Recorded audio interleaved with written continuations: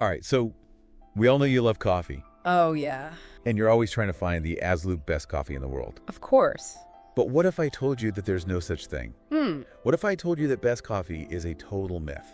I mean, it kind of is. Right. Yeah. It's all subjective. Right? Exactly. So what we're going to do in this deep dive today is we're going to look at this great article that we found. Oh, yeah. This is a good one. It's called The Myth of the Best Coffee in the World, and it's really going to change how you think about your relationship to coffee. I think so, too. So we're going to try to debunk some of the myths, Yeah. help you understand. Unpack some things. Yeah, exactly. Unpack some things. Yeah. And help you understand what makes a great cup of coffee For you. for you personally. Right.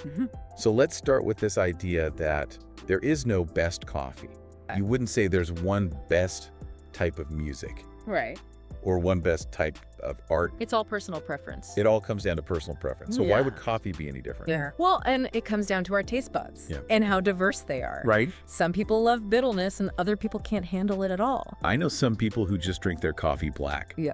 And I'm like, how do you even enjoy that? It's like acidity is another one, too. Acidity. Yeah. So that's what gives coffee that sort of bright, lively quality. Okay. Think of like a grapefruit or a green apple.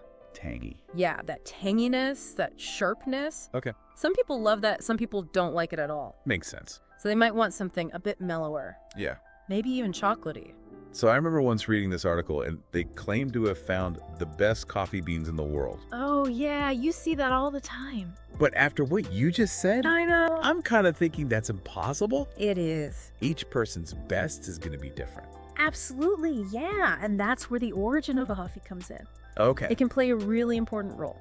How so? Well, you know how Ethiopian coffees are known for those floral and fruity notes? Yeah, I love those. Well, that's because of the high altitudes of the farms. Oh, wow. They produce this dense bean, and it really results in those intense flavors. And then you've got Colombian coffees Okay. grown on volcanic soil. Interesting.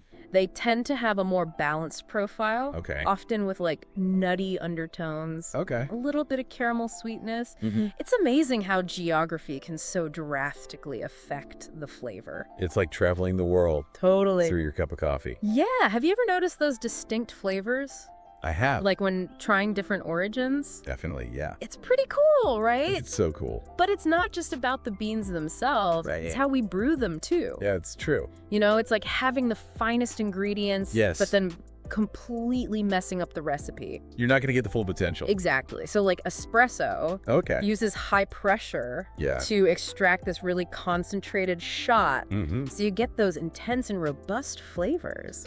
Right. But then you've got pour over, Okay. which uses this gentle, slow extraction. Okay. And it lets these more nuanced, delicate flavors come out. Interesting. And then there's French press, Oh, yeah. which steeps the coffee. Yeah. You get a full-bodied cup, Oh, yeah. but more texture from the oils. Oh, I see. So what's your go-to brewing method?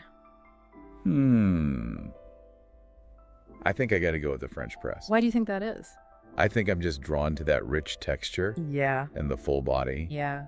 But I'm also really fascinated by pour over Yeah. and how it highlights those subtle flavors. It's all about experimenting. Exactly. And, you know, we were talking about experimenting, but did you see the part in the article about coffee rituals Oh, yeah? around the world? Yeah, totally different. It's fascinating. Like in Turkey, Oh, yeah. they brew their coffee in a stev. Right. Just like this small pot, Tiny cups. tiny cups. Yeah. It's not just a drink. It's a whole experience. It's how they connect. With friends and family. Yeah, it's tradition. It makes you think, Yeah.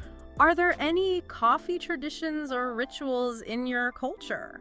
Yeah. I mean, I think even just sitting down with a friend Yeah. for a cup of coffee, Exactly. that's a ritual. It's those little things. Yeah. And it just shows you that a good cup of coffee isn't just about objective qualities. Yeah, it's an experience. It really is. It's about the emotion. The feeling. Yeah, exactly. So where does all of this leave our listeners? Well, I think it leaves them in a really great place. Okay. It means they get to embrace the journey. Mm-hmm. You know, don't be afraid to experiment With different origin. with the different brewing methods, Different roasts. even different roasts. Yeah. Yeah. Your ideal cup is out there somewhere. You just got to find it. Yeah. What are you curious to try now? I think I need to try a pour over.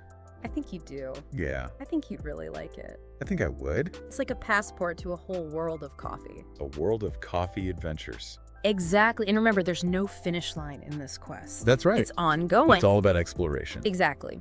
So If you could design your ideal cup of coffee, what would it taste like?